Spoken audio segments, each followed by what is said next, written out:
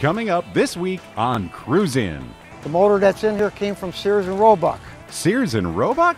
Back in the day, you used to be able to buy these engines from Sears. Flatheads and V8s next to washing machines and refrigerators. Guess you really can count on Sears. Ah, the good old days. I'm driving it home. I got in and drove it home. And I sent him a check, a personal check. He said, take it. Talk about your sign and drive program. One of the best finds in the collector car hobby. Found it in a barn somewhere. They started building it. From out of the barn and onto the track, this Camaro spans 3 generations. It's time for Cruise In, so let's get it started.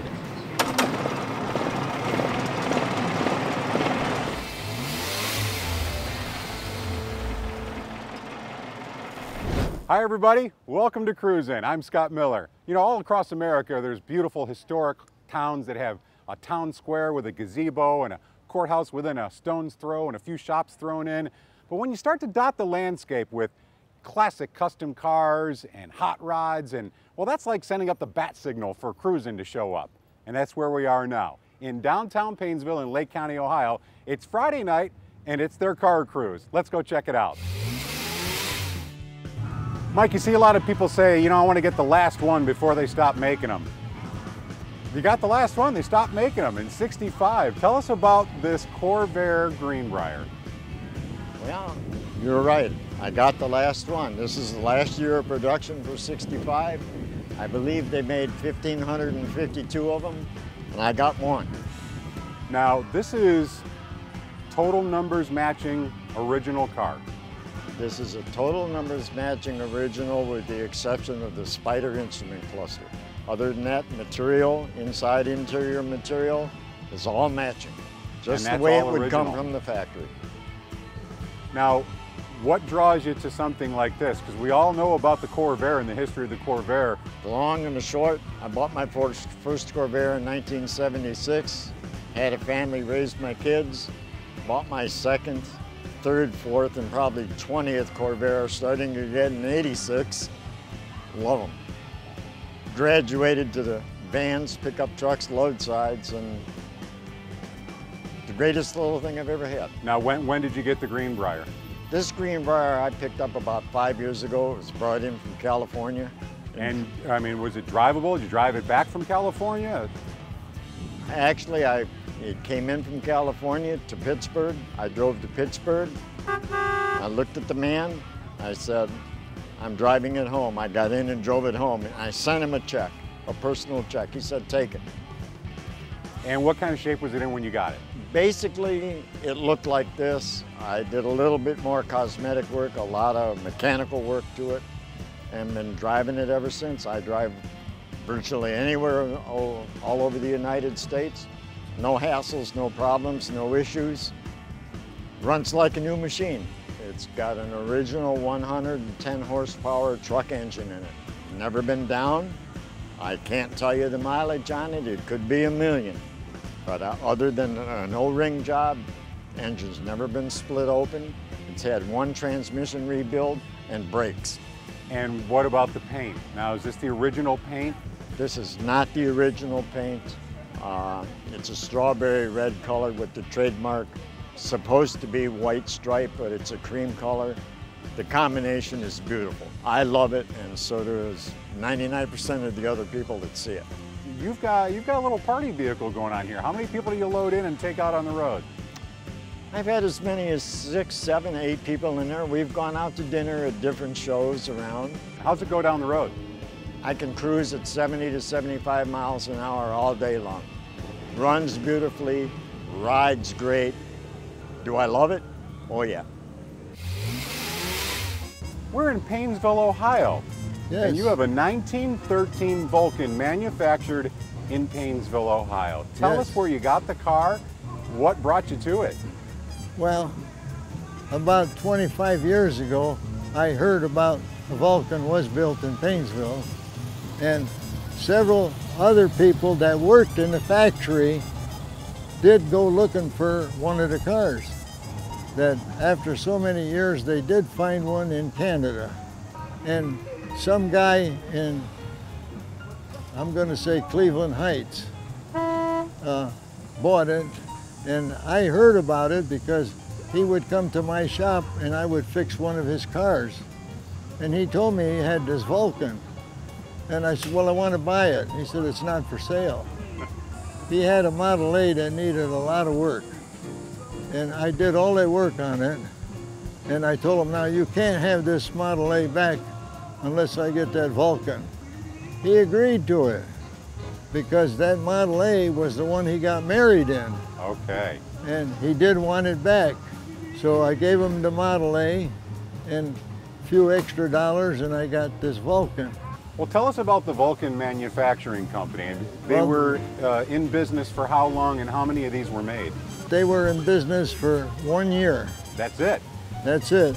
Because the story that I got from the people that worked there is some salesman went out and sold cars and took deposits and then they beat it. And the company couldn't produce the cars. Now, as far as you know, this is the only one still in existence. I've looked all over. I've advertised in Hemmings magazine and other magazines, and I even checked England because they had a Vulcan company in England, but it wasn't the Vulcan car. Now, driving the car. I do drive it, and it's a good car. People love it. Well, it's a fantastic car, and the story behind it is why we're here. I want to thank you for spending your time with us, and I also want to thank you for your service. No, you're entirely welcome, and it's no fun unless you show it. And that's what I like to do. Coming up. These are called Angel Eyes, Halos, something I just added in the last 3 weeks ago. A very angelic Chevy is next on Cruisin'.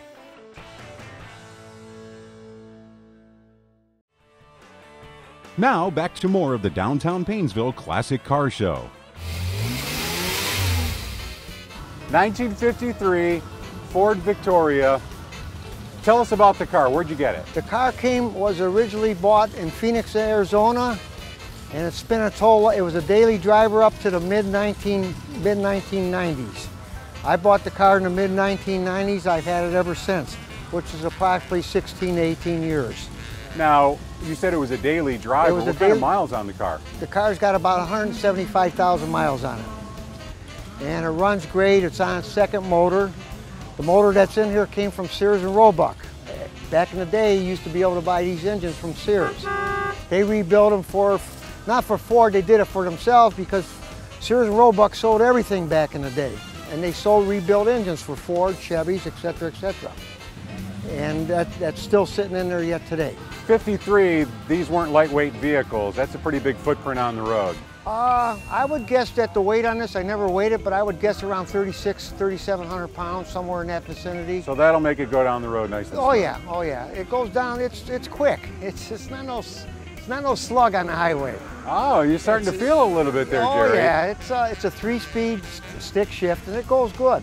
Interior of the car, tell us about what's original, what's been replaced. The interior's been completely redone to a more modern interior. The only thing that's still original that came on the inside of the car is the dash. I never repainted it because I wanted to keep something, I don't know, to show that it was a desert car at one time. Because everything out west fades, big time. What made you choose this car? I love the sound of a flathead. To me, they're the Harley Davidson sound of that air. And tell us a little bit about the significance of the Crestline emblem. The Crestline emblem was the best model at that time, Victoria, and the Sunliner, which is the convertible, that was the top of the line for Ford. And this is the 50th anniversary car. Okay, Ford was in business from 1903 to 1953 at the time. So it was their 50th anniversary. I love the car. I love the car. It's been very good for me. Thank you. And I put a lot of miles on it since I've owned it. Ken, if I said 56 Nomad, you would correct me instantaneously because I am horrifically wrong. This is not a Nomad. What are we looking at? We are looking at a 210 Handyman, also known as a 6-passenger station wagon. And where does that stack up in the lineup as far as the Chevy, the Bel Air lineup, and where the Nomad falls? About the middle of the road. They also had another line with the 150 line, the 210 line, and the Bel Air line would have been the Nomad. Tell us where you got it and what your idea was when you got it and how you're going to take it to the point where it is now and maybe what you might do to it in the future. Oh, wow. Well, it's a long story. I bought it in 1971 in Colorado Springs, Colorado, just getting out of the Army. Like, bought it 2 days prior to that and gave a guy a little bit of cash, and I drove it home all the way from there to here, which is like 1,400 miles. It was an everyday car for I think about a year and a half, and then I garaged it and sat there for a few years and got around to ripping it all apart, redoing it. And I actually painted it myself, I don't know, 35 years ago. So it's... Paint's holding up nice. It is, it's not bad considering. What do we call it? What's the color combination? It's just dark blue and white with a GM color. So when you start the process and you say to yourself, all right, I need to add a little muscle under the hood. We've done that, tried a number of different engines, got a 355 crate engine, which seems to be breaking in real well now. So I'm having fun with it. When did you decide that you were going to do some upgrades on the interior? That's certainly not the 210 interior. Well, the interior came right after I got done painting the car. I was looking around trying to find some seats that would match it. And found a guy that did interiors and had a business down in Euclid area. And he had some 86 Cadillac seats that he just took out of a wrecked car. I bought them and he did the rest of the interior, put the headliner in for me, and that's kind of how that happened. So it's been sitting around like this for probably 35 years with that same interior. Notice the little bow tie emblem you put around the radio? You saw that. Some guys catch those things. On cruising, we know a few things to look for. The reason that's there is because the radio I chose isn't one of these ones that could fill in the original knob holes. So I put little plastic whammer jammers on the side to make the difference up, and you saw it. And the headlights? These are called angel eyes, halos, something I just added in the last 3 weeks ago. And they're pretty slick. I get a lot of comments on them. That's for sure. Now, are you done? You're never done. No. I got some plans. I got some other ideas. So it's. How often does the car go out?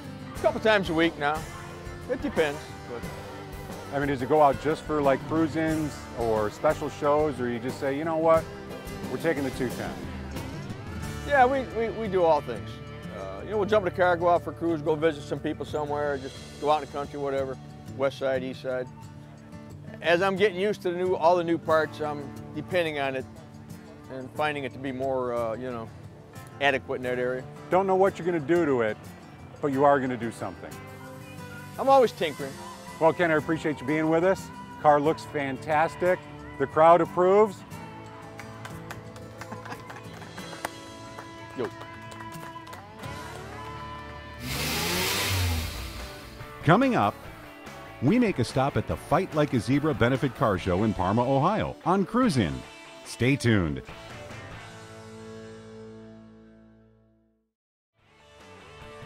Welcome back to Cruise In.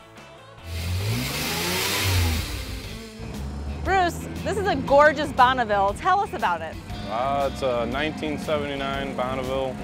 You actually owned it with your father.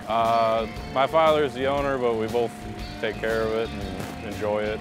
And you used to own it, and you just recently purchased it, correct? Yes, my father bought it in 1985, I believe, and sold it in 2001 and bought it back last year, and the owners we sold it to only put 3,000 miles on it. What made him decide to repurchase it? Oh, my dad always loved the car, and you know, it was his baby, and he wanted it back. He missed it? Oh, yes. And now, that meant something to you as well when you were a child. Oh, yes. I used to sit in it when I was about 5 years old and pretend I was driving it. And how does it feel to now be able to actually drive it on the road? It's amazing. It's amazing. I love it. Now, any other special or unique features of your Bonneville? Mostly stock, nothing extravagant or anything. You didn't put any other additional work into it since repurchasing it? Just maintenance and just upkeep on it. Have you gone any road trips, any further traveling with the Bonneville, or do you keep it just local? Just local. We'll go out on the weekends and go for a drive, but that's about it. This is actually the first car show we've had it since we got it. Who drives it more, you or your father? I think my dad drives it more than me. So yeah, so you have a few years of catching up to do, don't you? Yeah. Yeah. What made you decide to do the car show today, since you've never done a car show before? My friends are putting on this show, so I decided to come up and support them and help out. And does this inspire you then to maybe do more car shows? And... Yes, oh yes. This car you've worked on with your father and your grandfather, is that correct? Yeah. Tell us a little bit about the history of how the three of you decided to work on this piece. Well, my grandpa found it in a barn, gutted. And then, because I was only 4 years old, so I was little when they started. Then they started building it up, getting it ready for it to be a drag car. But they wanted to keep the street legalness to it. So we kept it street legal, all steel body. What's the difference for someone like me that would not be familiar? What makes it street legal as opposed to more drag? Things like wiper blades, working lights. Key elements that you need in an everyday vehicle. Right. Gotcha. And it still has all that in it. Tell us about what's going on here at the motor and everything. It's a Chevy 502. It's been race ported and all that. Pretty much been built from the ground up. What made your dad and your grandpa want to get it from the bar when you were a kid? They just found it. Just found it in a barn somewhere. They started building it. Just for fun? I would say, yeah. I was always out there watching for the most part while they were little, while I was little. Did you dream of driving in it one day? Yeah, I actually learned how to drive with it. Now, how long did it take to get to the place it is now? Couple years, couple motors, things like that. Did they ever race it before they got street legal? We drag race it all the time. Oh, you still do? Mm-hmm. How is it the first time you ever got to be behind the wheel of this car? Scary. Scary? Yeah, it's a lot of power. And was it yellow when you guys found it, or did you decide on yellow as a color collectively? No, it was, when we found it, it was red, like a reddish color, and Bondo. That was about it. Do you have a favorite memory as a child being in this car or working on it? Just always being down at the drag strip, always fun. And all the memories of my grandpa working on it. And now you have a child, you're gonna pass down the car to her? I'll try. Is there anything else unique inside with the car that is something that's you and your dad's or your grandfather's, something that you keep as like a good luck, or something that keeps them with you when you're driving around? Just that we built it together would really be it. Next up, recently in my woodshop class, my teacher was nice enough to let me work on the bed for the wood. wood shop, auto shop, they go hand in hand. Coming up on Cruisin'. Now, back to the Fight Like a Zebra benefit car show on Cruisin'. Evan, this is not your typical car show. Tell us about today's event.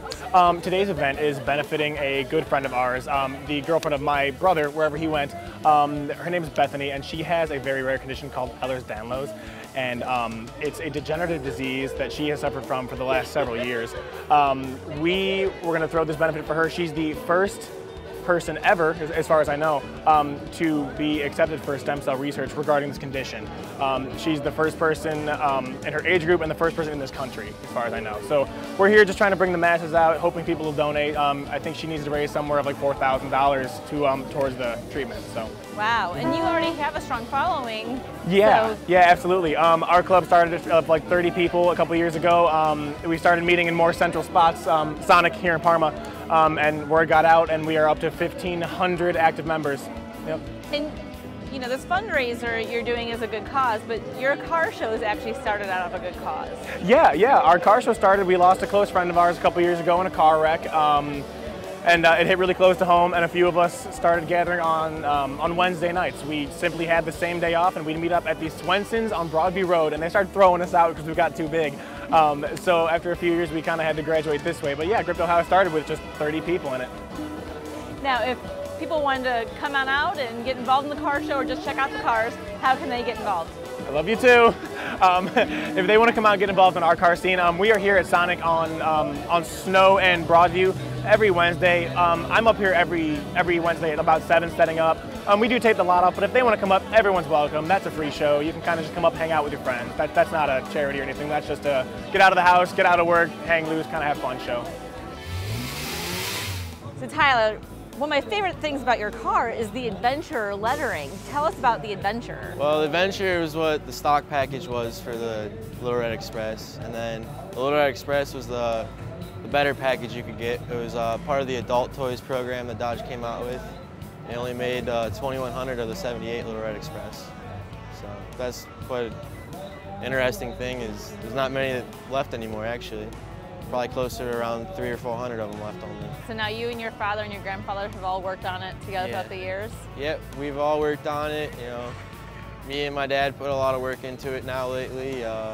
Recently in my woodshop class, my teacher was nice enough to let me work on the bed for the wood. He was a great guy. You know, got to put the rear wood for the bed down in still, but I got the side wood on now. And what made you decide to change up the bed? Change up the bed was getting really bad, rotting out, and pieces were falling off of it because it was just cheap wood, oak wood, you know. So I went and made some new stuff, gonna cover it better, and hopefully it lasts a lot longer than 30 years. What kind of product are you looking to put in then for the bed? What kind of wood are you gonna be using? We're using oak wood, and then I'm gonna put a good waterproofing on it. So, you know, we really don't show the car out in the rain or anything or drive it, but it's still good to have a good all-weather wood. Very cool. You know, now, is Dad and Grandpa working on the bed with you? My dad is, yeah, my grandpa too. You know, I like to show him the progress of it.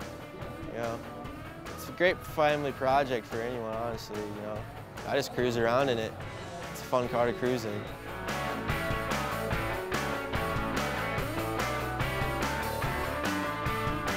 We hope you enjoyed the show. We'll see you next time on Cruisin'.